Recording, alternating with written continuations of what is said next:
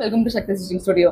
So ஒவ்வொரு ப்ரெக்னன்சியுமே வந்து பார்த்தீங்கன்னா எல்லாத்துக்கும் ஒரு ஹெவன் மாதிரி தான் இருக்கும். ஸோ அதுவும் அந்த ப்ரெக்னன்சி நம்ம ஃபோட்டோ ஷூட்ஸ் வந்து பண்ணுறப்ப தென் வந்துட்டு அந்த வளகாப்பு டைமில் நம்ம பண்ணுற அந்த ப்ளவுசஸ் எல்லாருமே ரொம்ப யூனிக்காக பண்ணணும் அப்படிங்கிற திங்கிங் இப்போ எல்லாத்துக்குமே வந்துச்சு. ஸோ இந்த கஸ்டமர்ஸ்க்கும் நாங்கள் அப்படி தான் வந்து டிசைன் பண்ணியிருக்கோம். அவங்க மேரேஜ் டைமில் கட்டின அந்த சாரியை நாங்கள் அப்படியே வந்துட்டு ரிப்பீட் பண்ணி அதோட ப்ளவுஸில் வந்து கொண்டு வந்திருக்கோம். ஸோ அவங்களோட ஃபேஸ் எல்லாமே வந்து அந்த மாதிரியே நாங்கள் கொண்டு வர மாதிரி ட்ரை பண்ணியிருக்கோம். ஸோ இதான் அந்த சாரீ காம்பினேஷன்ஸ் எல்லாமே வந்து பார்த்தீங்கன்னா அவங்க மேரேஜ் சாரியை வந்துட்டு நாங்கள் ரிப்பீட் பண்ணியிருக்கோம்.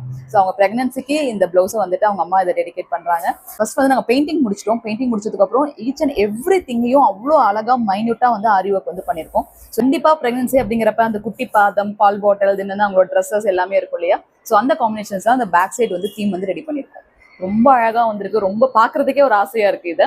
தென் போத் ஹேண்ட்ஸ் வந்து பாத்தீங்க அப்படின்னா ஒரு சைடு வந்துட்டு அம்மா அப்பா கேரியர் பண்ற மாதிரி அந்த குட்டியை கேரியர் பண்ண மாதிரி வச்சிருக்கோம்.